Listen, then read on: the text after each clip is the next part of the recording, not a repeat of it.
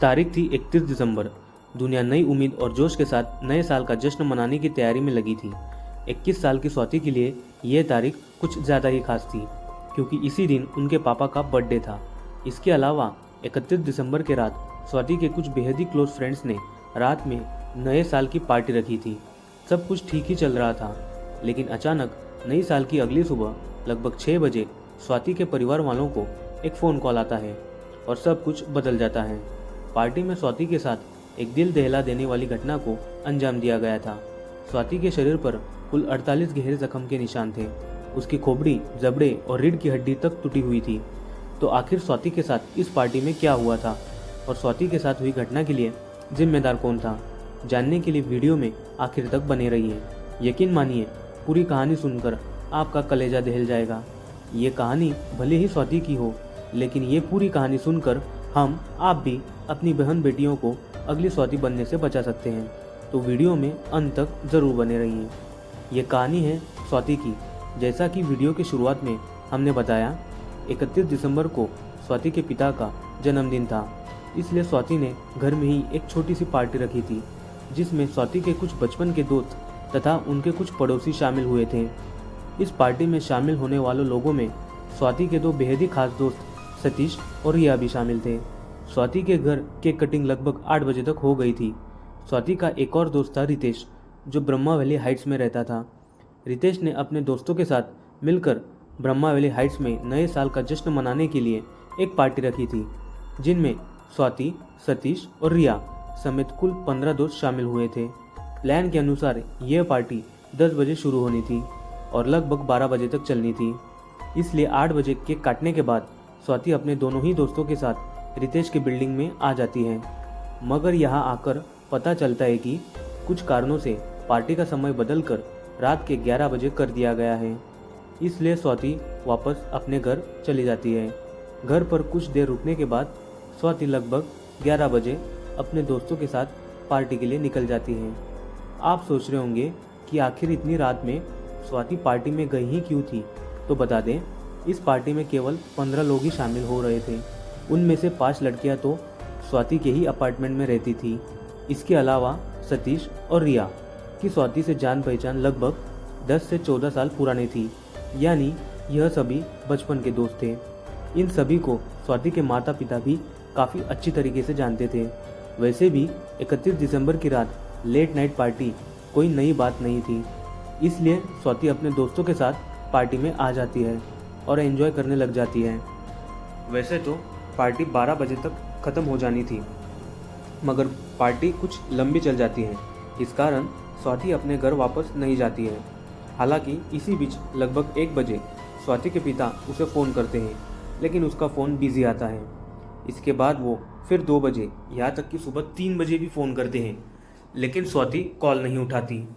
जो कि स्वाति अपने ही बचपन के दोस्तों के साथ पार्टी कर रही थी, इसलिए स्वाति के माता पिता स्वाति द्वारा फ़ोन रिसीव ना करने के बावजूद ज़्यादा चिंतित नहीं होते थे और वह सोचते थे कि पार्टी के बाद ज़्यादा रात होने की वजह से स्वाति दोस्त के यहाँ ही रुक गई होंगी, क्योंकि ऐसा पहले भी कई बार हो चुका था। अब तारीख बदलकर हो गई थी 1 जनवरी। अभी सुबह के 5:30 बजे थे कि स्वाति के पिता आकाश की मोबाइल की घंटी बजती है। इन्हें लगता है कि शायद किसी ने नए साल की बधाई देने के लिए इतनी सुबह फ़ोन किया होगा, मगर फ़ोन उठाते ही उनको पैरों तले ज़मीन खिसक जाती है। फ़ोन पर उन्हें बताया जाता है कि स्वाति का एक्सीडेंट हो चुका है। इस कॉल के कुछ ही मिनट बाद पार्टी में स्वाति के साथ गई दोस्त रिया के पिता आयुष का भी फ़ोन स्वाति के पिता को आता है और वो भी बताते हैं कि बच्चों का एक्सीडेंट हो चुका है, आप जल्दी से पुलिस स्टेशन चले आइए। आयुष ये भी कहते हैं कि रिया सनराइज हॉस्पिटल में एडमिट है, जबकि स्वाति गिरजा हॉस्पिटल में एडमिट है। इस पर स्वाति के पिता तुरंत कहते हैं कि जब दोनों पार्टी में साथ गई थी और दोनों का एक्सीडेंट भी साथ में हुआ है, तो दोनों अलग अलग हॉस्पिटल में क्यों, और मुझे हॉस्पिटल की बजाय पुलिस स्टेशन में क्यों बुला रहे हैं। इस पर रिया के पिता स्वाति के पिता से कहते हैं कि आप जितनी जल्दी हो पुलिस स्टेशन आ जाइए, यहाँ आपको जानकारी मिल जाएगी। इतना सुनते ही स्वाति के पिता भागते हुए पुलिस स्टेशन जाते हैं। यहाँ उन्हें दिल दहला देने वाली जानकारी मिलती है। उन्हें बताया जाता है कि आपकी बेटी स्वाति की मौत हो गई है। वो ब्रह्मा वैली हाइट्स के बिल्डिंग में ग्राउंड फ्लोर पर डेथ पाई गई है। यह वही बिल्डिंग थी जहाँ रात में पार्टी हुई थी। ये खबर सुनकर स्वाति की माँ भागती हुई हॉस्पिटल जाती है जहाँ स्वाति की लाश रखी हुई थी। मौत की खबर के बाद कुछ कागजी कार्रवाई पूरी की जाती है और फिर स्वाति का पोस्टमार्टम किया जाता है और फिर लाश को अंतिम संस्कार के लिए परिवार को सौंप दिया जाता है। अंतिम संस्कार के दौरान स्वाति के माता पिता को एक बात बहुत ज़्यादा खटकती है कि बीती रात पार्टी में जितने भी दोस्त शामिल हुए थे वो सभी स्वाति के बेहद ही करीबी थे। उनमें से कई तो स्वाति के पड़ोसी और बचपन के दोस्त थे। इसके बावजूद स्वाति के मौत के बाद ना तो स्वाति का कोई दोस्त उसके घर पर गया था और ना ही एक पड़ोसी होने के नाते कोई भी स्वाति के माता पिता को झूठी ही सही तसल्ली देने गया था। अब इन लोगों को शक होने लगता है कि स्वाति की मौत नेचुरल डेथ तो नहीं है, बल्कि ज़रूर किसी बड़ी साजिश के तहत स्वाति की जान ली गई है। इधर पुलिस भी इसे एक अननेचुरल डेथ मानते हुए एफआईआर दर्ज कर जांच शुरू कर देती है। पुलिस जांच में कई हिला देने वाले खुलासे होते हैं। पुलिस सबसे पहले पार्टी में मौजूद लोगों के बयान दर्ज करना शुरू कर देता है। पार्टी में रितेश भी शामिल हुआ था। पुलिस पूछताछ में रितेश बताता है कि पार्टी ब्रह्मा वैली हाइट्स की 8th फ्लोर की छत पर हो रही थी। पार्टी के दौरान सभी से अलग होकर सतीश, रिया और स्वाति एक साथ कोने में बैठे हुए थे। रितेश के मुताबिक वहां बैठकर सतीश स्वाति को किस कर रहा था। इसी बीच रिया उठकर सतीश के बगल में रखी मैट्रिक्स पर सो जाती है। इसके अगले ही पल सतीश रिया के साथ इंटीमेट हो जाता है। सतीश की इस हरकत से स्वाति को काफ़ी गुस्सा आता है और यहीं पर सतीश, रिया और स्वाति की कहासुनी हो जाती है। रितेश के बयान के मुताबिक इसके बाद उसने देखा कि स्वाति किसी से फ़ोन पर बात कर रही है और रो रही है। पुलिस अब यह पता लगाने में जुट जाती है कि आखिर स्वाति ने फ़ोन पर इतनी रात में किससे और क्या बात कर रही थी। जांच में पता चलता है कि झगड़े के बाद स्वाति ने 1:20 के आसपास अपनी एक दोस्त पायल को फ़ोन किया था। पायल पूछताछ में बताती है कि स्वाति ने उसे फ़ोन करके सतीश और रिया की हरकतों के बारे में बताया था। पायल के मुताबिक स्वाति को सतीश की यह हरकत बिल्कुल भी अच्छी नहीं लगती थी। पायल के दावे के अनुसार फ़ोन पर स्वाति यह भी कहती है कि वो दोस्त के तौर पर ना तो सतीश को खोना चाहती है और ना ही रिया को। इसके बाद स्वाति फ़ोन काट देती है। यह आखिरी बार था जब स्वाति किसी से फ़ोन पर बात कर रही थी।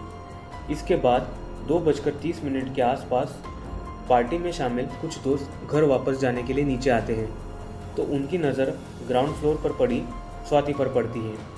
स्वाति को मरा देखकर पुलिस को जानकारी दी जाती है। पार्टी में शामिल सभी लोगों का बयान दर्ज करने के बाद पुलिस क्राइम सीन की भी जांच पड़ताल करती है, जहां से कुछ अहम सुराग पुलिस को मिलते हैं। पुलिस को बिल्डिंग के 5th फ्लोर पर पीले रंग की चूड़ियाँ मिलती हैं जो स्वाति ने पहनी हुई थी। 4th फ्लोर पर स्वाति का एक सैंडल मिलता है, जबकि दूसरा सैंडल स्वाति के पैर में ही ग्राउंड फ्लोर पर था। स्वाति का ईयररिंग 3rd फ्लोर पर था, जबकि 2nd फ्लोर पर स्वाति का ईयरबैंड मिलते हैं। 3rd फ्लोर पर खून के भी निशान मिलते हैं, जबकि 2nd फ्लोर की सीढ़ियों की रेलिंग पर बाल के नमूने बरामद किए जाते हैं। डीएनए जांच में खुलासा होता है कि खून और बाल स्वाति की ही है। पुलिस आगे जब सतीश की तलाशी लेती है तो उसके पास पार्टी वाली रात पहनी गई शर्ट भी बरामद होती है, जिस पर खून के निशान पाए जाते हैं। जांच से खुलासा हो जाता है कि सतीश की शर्ट पर स्वाति का ही खून था। कुछ दिनों बाद स्वाति की पोस्टमार्टम रिपोर्ट में खुलासा होता है कि स्वाति के शरीर पर पूरे 48 गहरे जख्म के निशान थे। उसकी खोपड़ी की हड्डी तक टूट चुकी थी। पोस्टमार्टम रिपोर्ट के मुताबिक उसके सर को काफ़ी जोर से रेलिंग पर मारा गया था। स्वाति के शरीर की दूसरी हड्डियां भी टूटी हुई थी। दोस्तों के बयान और जुटाए गए सबूतों के आधार पर पुलिस इसे पूरे मामले में सतीश और रिया पर स्वाति की हत्या का मामला दर्ज करते हुए जांच आगे बढ़ाती है। कुछ और सबूत जुटा लेने के बाद इन दोनों को गिरफ्तार भी कर लिया जाता है, जो कि यह केस काफ़ी सुर्खियां बटोर चुका था। इसलिए पुलिस की जांच करते हुए अप्रैल महीने में 600 पन्नों की चार्जशीट भी फाइल कर देती है। चार्जशीट के अनुसार स्वाति की मौत कोई एक्सीडेंटल डेथ नहीं थी, बल्कि उसे बड़ी बेरहमी से मारा गया था और उसे मारने का इल्ज़ाम किसी और पर नहीं बल्कि स्वाति के बचपन के दोस्त और कथित बॉयफ्रेंड सतीश और रिया पर लगा था। हत्या की वजह और भी ज़्यादा चौंकाने वाली थी। पुलिस ने इन्वेस्टिगेशन के दौरान पार्टी में शामिल बाकी सभी लोगों का बयान दर्ज किया और सबूत इकट्ठा किया। इनके आधार पर पुलिस ने दावा किया कि सतीश और रिया ने पहले स्वाति को बड़ी बेरहमी से मारा और फिर सेकंड फ्लोर से ही उसे धक्का दे दिया। पुलिस के मुताबिक हत्या की वजह लव ट्रायंगल था। स्वाति के दोस्तों के दावे के अनुसार स्वाति और सतीश एक दूसरे को पसंद करते थे। दूसरी तरफ रिया भी स्वाति की बेस्ट फ्रेंड थी, लेकिन स्वाति के पीठ पीछे सतीश ने रिया के साथ भी दिल लगी शुरू कर दी थी। इसलिए पार्टी के दौरान पहले तो सतीश स्वाति को किस करता है और बाद में अगले ही पल रिया के साथ अतरंग हरकत करने लग जाता है। यह बात स्वाति को अच्छी नहीं लगती और इसी बात को लेकर इन तीनों में काफ़ी झगड़ा होता है। यह झगड़ा 8वें फ्लोर से शुरू होता है, जो नीचे आते आते हाथापाई में बदल जाता है। पुलिस की रिपोर्ट के मुताबिक 5वें फ्लोर पर आकर इन तीनों में हाथापाई की नौबत आ जाती है तथा सतीश और रिया मिलकर स्वाति को मारते हैं। इस दौरान स्वाति भी अपने बचाव में इन दोनों पर वार करती है। इस कारण रिया की होठों में चोट आती है, वही सतीश को भी कुछ चोट आती है। इसके बाद दोनों स्वाति को मारते हुए दूसरे फ्लोर पर लाते हैं। यह दोनों मिलकर पहले स्वाति के सर को जोर से रेलिंग पर मारते हैं और फिर से उसे वहाँ से नीचे ग्राउंड फ्लोर पर गिरा देते हैं, जिसमें स्वाति की बेहद दर्दनाक तरीके से मौत हो जाती है। जब स्वाति के कुछ दोस्त रात में स्वाति का शव नीचे पड़ा देखते हैं तो सबसे पहले सतीश को ही फ़ोन करते हैं, क्योंकि उन्हें मालूम था कि सतीश स्वाति का बॉयफ्रेंड है।